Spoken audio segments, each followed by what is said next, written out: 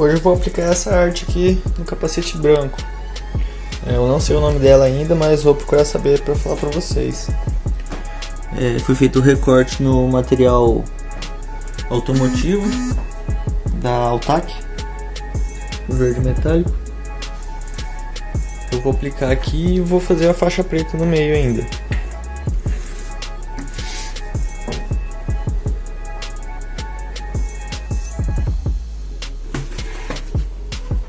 Removi os adesivos refletivos e agora eu vou aplicar esse adesivo.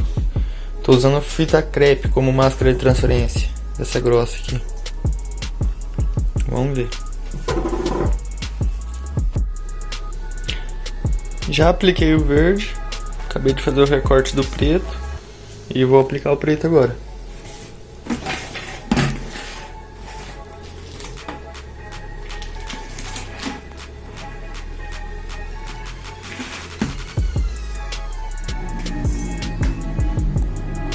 E ficou assim o capacete. Black Piano, verde metálico, o símbolo da AGV, foi feito no recorte eletrônico.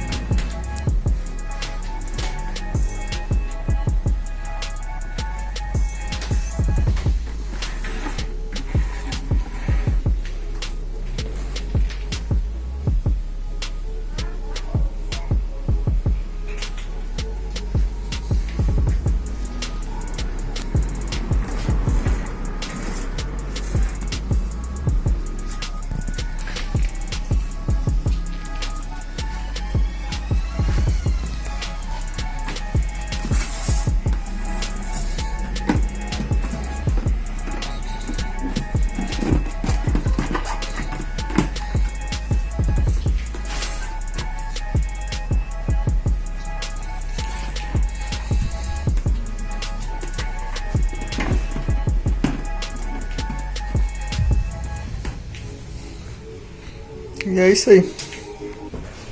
Não repara a bagunça.